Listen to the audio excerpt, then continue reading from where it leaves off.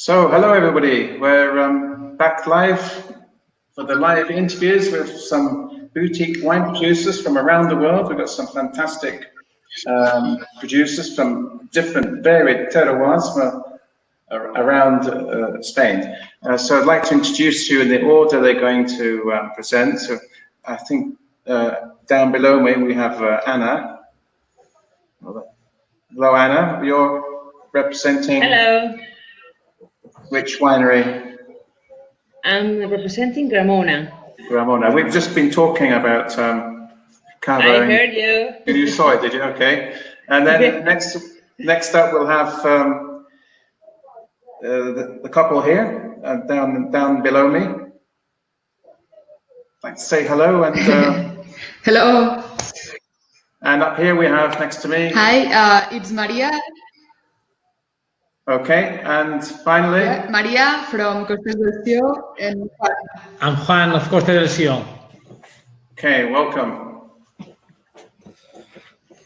And finally, David? Hello, I'm David from Milénco. Perhaps you try and do a high five virtually. Can you try that? Like no, this? David. Has to be David. No. No? Doesn't. You put your hand up like that. Towards me. Okay, never mind. Okay, let's get on. So let's go down. Anna, she's going to talk about Gramona, has been mentioned already on the program. So over to you, Anna.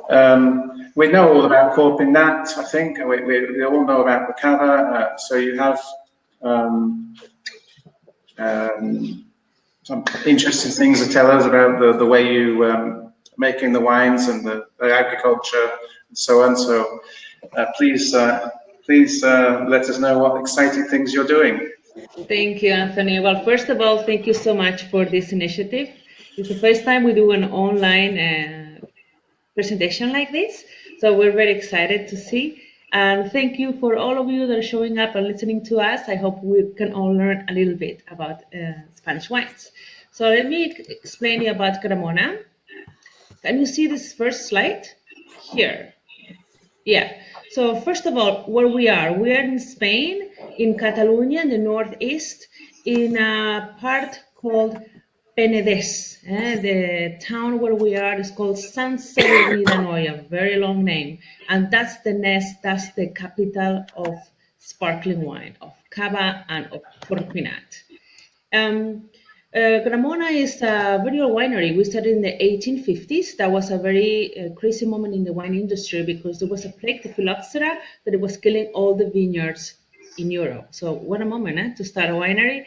But that was actually a very good moment because the phylloxera was coming from the north of Europe and it got stuck in the Pyrenees. So it took a few years for the phylloxera to jump over. And that was a great business for Catalan wines, for white wines in Catalonia, and for red wines in Rioja. And in that historical frame is when this gentleman, Pau Batlle, started making wines. And at the beginning, it was sold everything bulk, not in bottles. It was in barrels. And we were selling them in Europe and also exporting them to the last colonies of Spain in America. Gramona is the link of two families, the Batlle family and the Gramona family. And it was in the 20s when they started bottling their own bottles of sparkling wine with the brand Gramona. Nowadays, the winery is run by these two guys, Jaume Gramona and Xavier Gramona. The one on the right is Jaume Gramona. He's the winemaker and he's also the teacher at the University of Tarragona for over 20 years. He's been teaching the last generations of sparkling wine producers. And then on the left, Xavier Gramona, he's my boss, and he's the one that is working with me to sell the wines in the different markets. We sell mostly all our wines in Spain, like 90% we distribute Gramona in Spain, and we export only 10%. Now we have the 6th generation coming up. So on the right we have Leo Gramona, and on the left Roc. Roc is the new winemaker of Gramona. So the cellar is still the same. We have this old cellar from 1881. This cellar has 3 levels of galleries underground where we age sparkling wines for a long time, because our sparkling wines are always aged for many, many years. The average sparkling wine we release is about 4 or 5 years on lease. So for that reason, we need a lot of space, a lot of stock. And we have 3 galleries underground where we age all sparkling wines. But in the year 2001, we built a new winery because we needed more space. Gramona was growing a little bit. And this new winery is not in the middle of San Sadurni, it's in the middle of the vineyards. When they built this winery in 2001, they were very careful about sustainability. So for example, this winery is all built underground, so we can have always a cellar temperature. And also we have a thermal system, a geothermal system, so we can transform the heat of the soil into electricity. We're also organic, certified, and biodynamic. Here a little bit of the energy, like I was saying, we use thermal energy. We also use solar panels, and we change all the light bulbs in the winery for LEDs. So this way we can save 50% of the power. And all this helps us to reduce 33% the CO2 emissions. We also became biodynamic. We started this transformation in 2008. First, we went for organic, and later on, we went for biodynamic. And when we started working biodynamic, we went all the way, and we started our own farm. Because biodynamic is not just reading a book or buying some preparations. It's a change of mentality. It's a change of the way we understand the vineyards, the agriculture, and the wine production. So we started our own farm so we can bring biodiversity.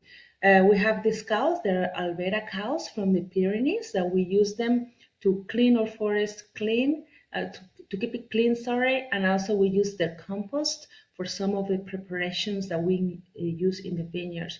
We have chickens as well, that we use the eggshells of the chickens to make some of the biodynamic preparations, because it's a source of calcium. And we work in the vineyards. We plow all the vineyards by horse. We have 3 horses that are slowly all through the year plowing the vineyards, because we don't want to use heavy tractors that are compacting the soils.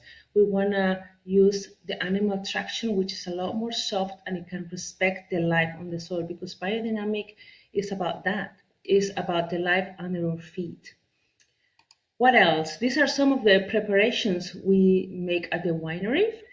A lot of the preparations are made with medicinal plants. Like you can see, we use yarrow, chamomile, stinging nettles, dandelion, and most of these medicinal plants, we grow them ourselves. So we want to close the whole cycle. Some of these preparations require compost, that we use the compost from our own cows as well. So we try to do everything in-house. When it comes to grape varieties, the queen for us is Xarel·lo. It's the local variety from Penedès. We've been working with this grape for over 150 years, and it's a great grape for white wine and for sparkling wine, because it has high acidity and also high levels of antioxidants. So as we want to do very long aged sparkling wines, Xarel·lo works super well. We also use other grapes like Macabeo, Parellada, Chardonnay, but the most important for us is Xarel·lo, because it's local and because it gives this long aging potential to the wines. When it comes to the harvest, we harvest everything by hand, and then we have a sorting table where we do this double check on all the grapes that we're putting in the press. What else? As for the second fermentation, we do the second fermentation in the bottle. This is called traditional method, or method champenoise. And then we like to age for a long time to make to get these wines more complex. Normally, for the second fermentation, majority of wineries in the world use crown caps like a beer. But in Gramona, we still use a lot of cork because we do very long aging. So for us, the cat, we do it in 5 years. So if the wine is going to age less than 5 years, we use crown caps. But if the wine is going to age more than 5 years on lees, then we use cork. And in our case, 7 of our sparkling wines are aged for more than 5 years, so they are aged under cork. So during these years, the yeast is inside of the bottle, it breaks down, and it gives all this complexity, this nuttiness, this texture that only time and yeast can give to the wine. This would be like a picture of the yeast that is breaking down in the wine. And finally, the disgorgement. The disgorgement at Gramona is done by hand, because as we do the second fermentation on the cork, after all these years, the only way to disgorge bottles with cork is by hand. So we have a person at Gramona that has been working there for 18 years, disgorging all these bottles. And after disgorgement is the moment to put the dosage. And the dosage of Gramona is very unique because it's a Solera. It's a centenary Solera wine. So through all these years of history of Gramona, we've kept a Solera system. It's a very old white wine that is a mix of Charello, it's called white Grenache, and God knows what else, because it's as old as the winery.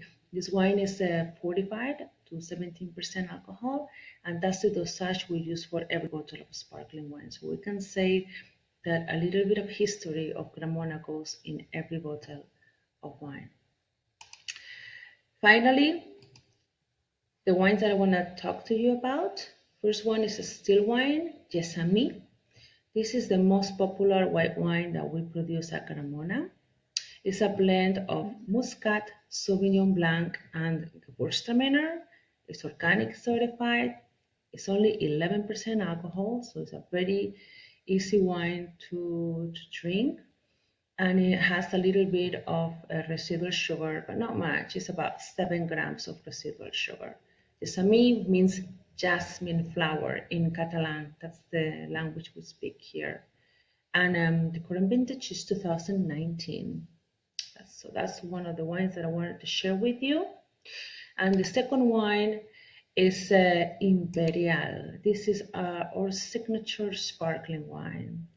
It's also certified organic. It's 2014. It's a blend of Charello, Macabeo, Chardonnay, and just a little splash of Parellada. And the minimum aging for this wine is 48 months only, which is a long time. But as I was telling you, we believe that aging is what makes sparkling wines so unique, so complex, and we like to wait to see that happens. It's a brut, so it has a little bit of residual sugar, but not much. It's got 6 grams per liter. If you want to know more about Gramona, send me an email. We can do a personal meeting, or we can speak more about that. So thank you so much for your time, and I'll pass it along to the next winery. Thank you. Whoops, there we go. Thank you, Anna. Just get me without the mic on. Yeah, let's have a look here. Let's put me on the screen. Okay. So that's yes, that people can contact you. If you look on the chat there, we've actually put one of our team put up to book an appointment with Anna. You can do it here. There's a link to click on, takes you onto a profile page, and you can request a meeting with Anna. If you're watching live, you can do it now. If you're watching tomorrow, the replay, then the link will appear under the video. Right then, so now we're going heading west to the Costas del Segre, to round near Viñedos, quite close to Lleida. We've got the Costas del Cio. See, the program doesn't like accents, so that's something we just saw there. So we've got Maria and Juan, ready to tell us about where they're gone. Where have they gone? Okay. Well, let's try the presentation. It's not over to you. Okay. We will start with the presentation. Okay. 1 second. Yes. As you can see here, Costes del Sió. 1 second. Costes del Sió is a winery. We are located in the appellation of origin Costes del Segre. Okay. We are located in Catalonia. In Catalonia, there are 11 different DOs, and our DO is Costes del Segre, the one which is in the northeast part of Catalonia. Just as a reference, we are 1 hour from Andorra. We are in the Pre-Pyrenees. The name of the winery is Costes del Sió. Sió is the name of the river that crosses our land. Here you have a landscape of our winery. Okay, as you can see, the winery is located in the middle of the land. Costes del Sió is a 700 hectares land and farm where we have, apart from the vineyards, we have also different cereal crops and also olive trees production. It is a family-owned company, winery, okay. With nowadays, Maria is the president, and Juan, who is behind me, is in charge of the commercialization and the winery together with me, and his brother Jose Maria is in charge of the farm. The winery was established officially in 1992, okay, but the first plantation was in 1998. Okay. Here are some pictures of the outside of the winery and also the shop that we have in the winery, in the cellar, and also the tasting room.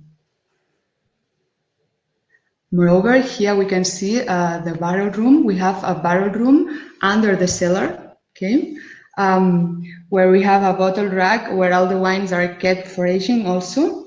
And it is the barrel room is heated with humidifiers given the extreme temperatures of the area. Why am I saying this? Because Costes del Segre is a region characterized by having very cold winters and very hot summers. So by this way, we can preserve better also the wines. Here we can see as well the landscape with all the different plantations that we have in the land, starting with, as we explained, we have some 45 hectares of, 92 hectares of vineyards, and also cereal crops and olive oil plantations.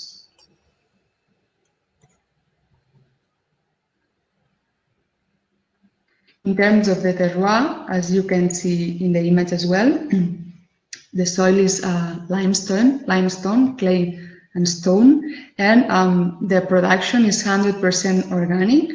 Okay, we have 1 to 2 hectares more or less of rendimiento, I don't know how to say it now in English. And as well, we have different grape varieties, such as starting from Garnacha, red Garnacha, and white Garnacha. But apart from this, we have as well a Viognier, Chardonnay for the whites, and Tempranillo, Syrah, and Pinot Noir. In the cellar, we discovered, once we purchased the land, we even didn't know it, but we discovered that we have 7 different stones dated from the 11th century that were located that are located nowadays also in the land. What we did was to clean 2 of them, and nowadays we are using these stones for elaboration of our Finca Sios red wine. The first malolactic fermentation of Garnacha is done inside these stones to keep the naturality, the minerality of the wines during the first 7 days. And not always we elaborate this wine. It is exclusive one, and we only elaborate when the harvest is really good.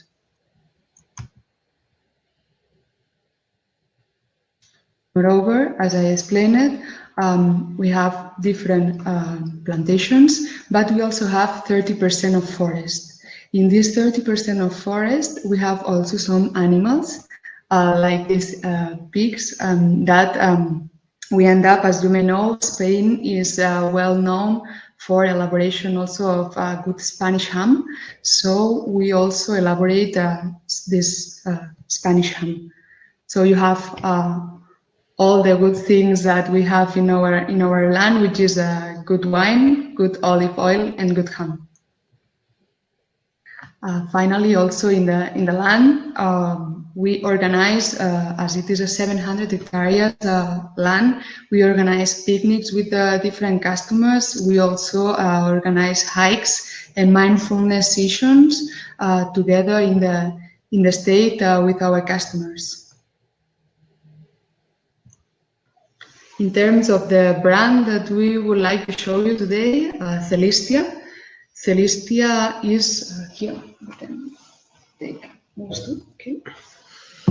Celestia means the light of the stars, is the meaning of the name. Okay, and this range is composed by 3 wines: white wine, red wine, and Crianza red wine. The white wine, Viognier and Macabeo. Here. And then the red wine, which is Tempranillo and Syrah, a blend of Tempranillo and Syrah. And finally, the Crianza, which is 9 months of aging in French oak barrels, and it is Garnacha and Syrah. If you are interested in any of our wines, of course, you are more than welcome to contact us, and we will be happy to attend you. Thank you for your time, all of you, and we hope we can find a way to cooperate together. Thank you very much. Thank you. So that's interesting to see your terroir. Not actually visited the winery yet. Keep putting it off, but it looks very interesting actually. So I look forward to that one day when we can travel again. Okay, let's. For sure, you are invited. Thank you, thank you. So we the pupitre question we've dealt with, haven't we, Anna? You think you answered, William?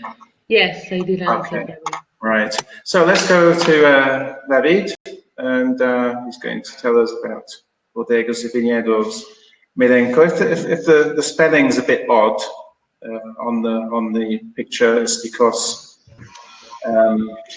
the program doesn't like Spanish accents, so it makes some kind of gobbledygook. So we'll correct that for the next sessions. David, where have you gone? You've gone all dark. Can anybody see? Ah, there we go. So, David, can you hear me? Good, okay? Hello. Yeah? Yes, we were disconnected for a while. So you're up in the Ribera de Duero as well. So with we had the Risalti earlier, and it's quite a big Ribera de Duero. It covers a big area, 4 provinces. We learned yesterday and today. Whereabouts are you exactly? So we are more or less in the middle of Ribera del Duero. We are between Roa, that is the headquarters of the destination of origin, and Peñafiel, that is where the kind of the famous castle is and the museum of wine. So we happen to be in between the two. It's more or less in the middle, 13 kilometers on one side and 10 on the other, and we are probably the narrowest part of Ribera del Duero, because we are the we are in the limit of one province, Burgos and Valladolid, and that is where the valley is the narrowest, probably, and so we are there. And I don't have a presentation. I thought that this was more going to be kind of questions and answers. Well, it is actually. They've got 0 out of 10 for showing slides. So it is really, we want to be able to ask you questions, and you talk about the wine, have the bottle and show us. That's the idea, yeah. So you're good. 10 out of 10. Yeah. So if as a brief presentation, you can interrupt me whenever you want. We are 2 brothers. My brother now is the vineyards, and me is the one that takes care of presenting the product outside. And we started in wine production in 2012, in the middle of the last crisis, and the reason was to try to put value to what we do. We have been our father has been a farmer all his life, and our grandparents have been in the region forever. So having grapes and being linked to wine has been kind of a norm in our case, as for many. And our father started to plant in 1990, more or less. We had some vineyards of our grandparents. So since the 90s, we have been selling our grapes to other producers. So it was in 2012 that we said, why not to start producing very small, very limited edition production. We started with just 7,000 bottles per year, and since then we have increased our production, and our focus has always been to produce very limited series of the best grapes that we have. So what we have is, well, everybody knows now where Ribera del Duero is, the fact that we have a very extreme continental weather. Kind of, it's 400 liters of rainfall per year in an average year, but you can have very very dry years with 350 liters, and you may have other years like this one that will be kind of 500 liters more or less, or even more, who knows. And so we have also the big contrast in temperature. They are in seasons can be -10 winter and +35 in the summer. And also because of the high altitude, that is 900 meters, 800 to 900 meters, we have this high contrast between day and night temperatures that can be average around 20 degrees. So you know all this. You know that the region is basically Tempranillo grapes, and we have what I say a nice mix of different clones of Tempranillos, and I hope that you are there because I cannot see you now. And if you can still hear me, what we have is a collection of 20 different plots of vineyards. In total, it's something like 20 hectares. And with hello, Anthony. I don't know if you have been all the time there, or the connection was lost for a moment. I cannot hear you. I hear you. Okay. Okay. I said I'm here all the time. Don't worry. I'm just hiding while I go and. Okay. So I was saying that we have something like 20 small plots, because the average is kind of half an hectare, half an hectare, and we have different clones of Tempranillos. So in essence, our wines are a mix of a blend of different Tempranillos. We have vineyards of 20 years, 30 years, and also others of 50 and even 100, very very small ones, and that we rent from senior people that now have retired. So usually what we planted at the very beginning in the 90s was hills. We are and the village is very close to the river. Is 1 kilometer from the river, so we are on one side, on the right side of the river, and we have grown the hills that surround the valley. So we have slopes of average 20-30%, and so this is what is behind the fact that we can be organic in a region where not many wineries are organic. We have conventional wines and organic wines, because it's difficult to certify plots unless you have all the ownership of your field under the same name, and because it's difficult, we have vines in the valley also, and vines in hills. So for us, it's very easy to be organic in the hills. It's not so easy to be organic in the valleys, where the bulk of production is done. So we usually, in terms of In terms of soils, we have a huge variety of soils. We have kind of clay in at the foot of the hills. We have sand at the top, and all over it's very chalky because the top lands at 900 meters is lime, it's pure lime. So we have a contrast of white lands and red lands, and a mix of rocky pieces with others with small stones. So it's really a very heterogeneous kind of a landscape of vines. In terms of working, we have been we asked for the certification, the organic certification in 2015. The reason for doing that is because in the family, both my brother and myself kind of have a specific attention to the non-use of chemicals in agriculture. We have been, our father has been a farmer, so we know how kind of intensive agriculture can be in the use of chemicals. And we know of the effects of the chemicals, especially for those that use them in agriculture. So our decision was not to use them in the vineyards. And since the beginning that we planted, we have minimized or not used kind of chemicals, especially in the hills, because it's very easy to be organic because of a lot of ventilation and because the land is very dry. So in terms of, we have a small winery. We just produce around 18,000 bottles per year. It's really kind of very limited. We ferment in tanks of 3,000 liters each. So we control what we get every day in the vineyard. We cool the grapes to 5 degrees, and then we run a cold maceration for 1 week. And then naturally temperature goes up to 15 degrees where the fermentation starts.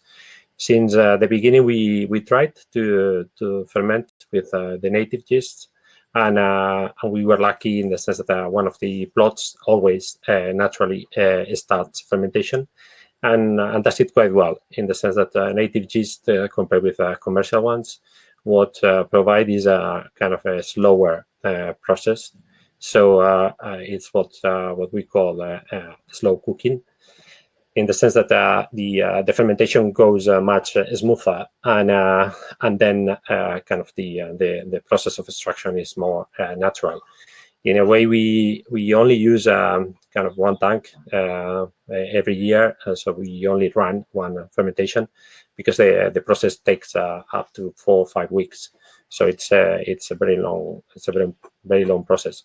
In general, what we do is to do the alcoholic fermentation, and then we provoke the malolactic fermentation in winter, because all these wines are prepared for aging. The minimum aging that we provide to the wines is 12 months, and now we are doing a maximum of 24. We kind of play with the amount of oak that you provide, with using a different combination of new and used French oak. That is what we are using now. And so we have wines that spend 1 year, and others that spend 2 years in oak. And the average kind of aging in bottle is 1 to 3 years in bottle. So this allows us to smooth the tannins, because all these wines usually are quite tannic. So with this, I would prefer to answer your questions if you have any, and happy to continue by mail or by phone with anyone that is interested. Thank you. Okay. You have a couple of bottles behind you. Can you? Are those the ones you're going to present? Yes. Yes, we have. I have here 2 wines. One is Milénco. That is the kind of is the name of the winery, and the other is Valdepila. That is kind of the second name. When we started the winery, we started with just 2 wines. And one could be for longer aging, and the other for shorter aging. Now we have another wine that has less kind of aging in oak. So here in the we like to provide a lot of kind of information about the wine, and in every wine we we try to specify what is behind the label. So that's why sometimes we put some photos. Here, for example, is one of the oldest vines that we have. That is 100-year-old vines, and the same for the other label. Milénco is a blend of usually it's 3 plots that year after year kind of provide the I would say the best grapes, and you can feel that when you ferment, in the sense that all the processes go kind of smooth and in a continuous way without much intervention. That's another kind of element that we try to work with very low intervention. And in the other, Valdepila is the name of a valley where we have been collecting plots, and some of them are planting of vineyards, and others we are planting trees just to see them growing. And all of them are Tempranillo, and yeah, as I said before, and the main difference between the two wines is the grapes. Always the grapes is what is behind the difference in the wines. So yes, and I leave it here in case we have to present the wines now. Thank you. Okay, thank you. So for export, are there any particular markets you're looking to export to, that particular interest? Well, yes, we have been. We have most of our markets are foreign markets. We do not much in Spain. We have when we started, it was basically everything was oriented to exports. Now we have kind of private clients, usually, and restaurants in Madrid specifically. And in export markets, we currently are focused in Europe. But we would like to expand in Europe and in the US. That currently we are not doing any export, and so the kind of the interest for different markets is clear. This is a very niche kind of product, in the sense that clients have to be have to appreciate kind of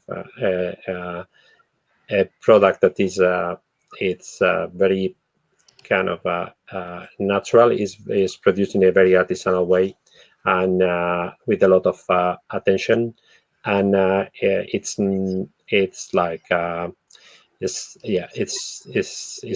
a niche product for people that appreciate Tempranillo wines with a lot of character, with a good representation of the character of the soil, of the year, because the year is very marked in every harvest, because we try to minimize the kind of intervention, so you can feel the year in the wine. So it is not a product for masses, but we are trying to look for niches. Yes. I see. Okay. Well, same question for Maria Costas del Seal. Good. I say Costas del Segre. What export markets are you particularly interested in for your wines? Okay, we are similar as our colleague. I mean, in terms of commercialization, we mainly export our products worldwide. Here in Spain, we are mainly selling in Catalonia. And in terms of export markets, we are interested also, well, in the US market, and also Asia, so Japan, China, Southeast Asia, and also in most of the markets from Europe as well. Right. Same question to Anna. Anna, you're sold out, aren't you? Sold out the wines mostly. Are you still looking for more export markets? Any in particular? Yes, I am, because we, as I said before, we sell mostly in Spain, and we would like to be more present in the export market, even if we have to take some of the bottles from Spain out, no? So, What percentage of production would be destined to export if you were to? yeah, I mentioned it before, we only export 10% at the moment, and we would like to double that if possible, to I see. 20%, to be more present internationally. Any, We are. sorry, any particular markets of interest that are key you think would a priority markets for the kind of profile of the product? Yes, so we are looking for a partner in Austria, for example. We've never exported our wines in Austria. We always look for new partners in Germany. This is a market that is very spread. We're also looking for partners in Denmark and China. We all want to be in China, of course. That would be great. Thank you. All right. Well, with the Asians probably sleeping by now, but they will be sent the links to the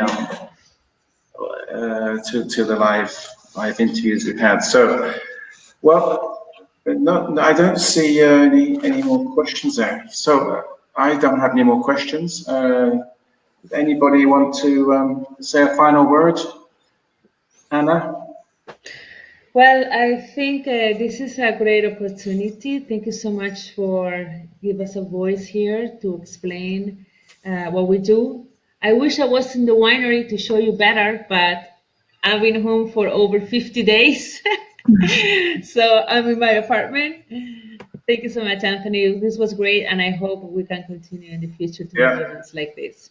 No problem. Maria, I've just seen an interview request come in for you, Maria. I want to check your email. I've just seen somebody ask for a meeting, so you're well done. Oh, great. Thank you. Thank you. The same as my colleagues. So thank you for this opportunity, Anthony, and all your team. And also thank you to all the people who is now attending and interested in our wines as well. And we are looking forward to contact with all of you. Okay, and finally, David. Also, as my colleagues, thank you very much for the opportunity, and just for everybody to know that the work in the vineyards continue as a normal year, because all the restrictions that apply to cities do not apply to the rural areas. So we have kind of more freedom than others in our country.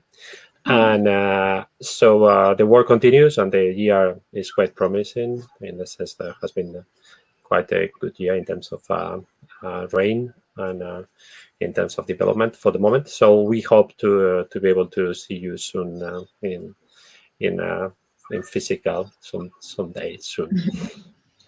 We hope to.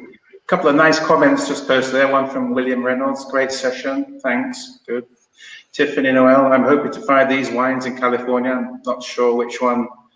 Maybe all of you or some of you. We'll see. Maybe she's sending some appointment requests now. Okay, so thank you very much for joining us. I'm going to, we do have 5 minutes. I'm going to show a couple of videos, sponsored videos that from the producers that I've just chosen to do so. So thank you all. If you want to continue in the room, no problem. I just ask you to switch your microphone off because it might give interference with the video. But welcome to stay. I'm just going to think on where am I going to go first. We haven't been to Bierzo yet. Let's go there. And Bodegas, or have we? Cordelia, yes, we have. Oh, we've been everywhere. Okay, let's go back to Tenerife, the Valle de Orotavo, as that was giving problems yesterday. Here we go. Del mar a las faldas del Teide, la viña ha conformado el patrimonio paisajístico de la denominación de origen Valle de la Orotava. Sus sarmientos se entrelazan de forma singular en un territorio libre de filoxera, donde las variedades primitivas se han mantenido enriqueciendo nuestro patrimonio varietal con un sistema de conducción único en el mundo, el cordón trenzado. Los suelos volcánicos sustentan el cordón trenzado y los vientos alisios en este enclave atlántico refrescan el clima y permiten una pausada maduración. El mimo de los viticultores nos permite hacer unos vinos diferentes, volcánicos, atlánticos, dinámicos.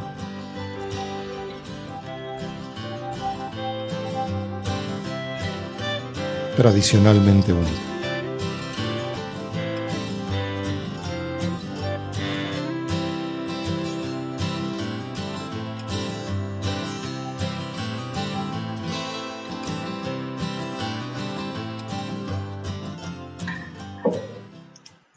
Okay, that was volcanic wines from Tenerife, 100 to 150-year-olds. Let's go now to up to Castilla-La Mancha and have a look at Montriaga.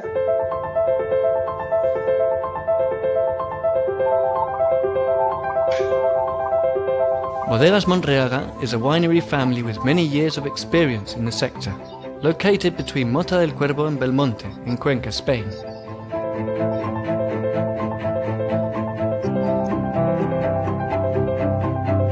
Our wines produced under the Vinos de la Tierra de Castilla are conceived by our enologist Juan Fuentes Rus, who monitors comprehensively our products right up to distribution.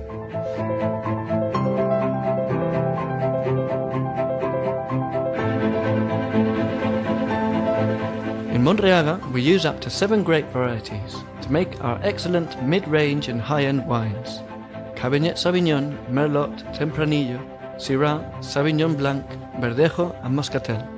Our vineyards are rigorously taken care of. We carry out winter prunings and green prunings in spring, limiting production and allowing us to obtain the best grapes.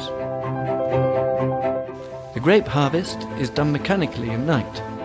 This process lasts until dawn, in order to collect the grapes at optimal temperature and avoid high temperatures given during the following months in our region. This procedure is performed nimbly with the purpose of harvesting the grapes at their perfect degree of maturity. The sugar content, acidity, colour and temperature are always optimal. Once in our winery, we select the grapes thoroughly and we remove all those elements that doesn't add value to our wines, like leaves, stems, vine shoots, brewing them with just the clean grapes.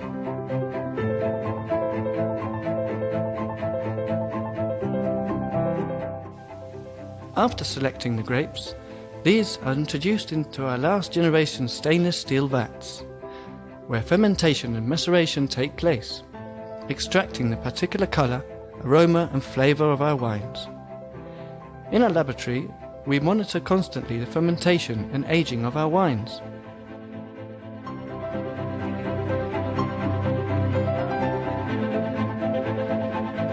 American and French oak barrels, with a capacity of 300 litres and a maximum lifespan of 4 years, confer our wines everything necessary to make them long, soft, fine and flavourful, and to obtain wines with long life. Along with the oak barrels, we use 1500, 5000 and 10,000 litre vats for slow aging process, making our wines mouth-filling and round. Montriaga is an open-door winery, a place to visit and taste our products, a unique venue to enjoy the best enoturism through guided tours, tasting courses and all kinds of events, such as weddings, baptisms and First Communion celebrations, corporate events. Montriaga, the pleasure of your senses.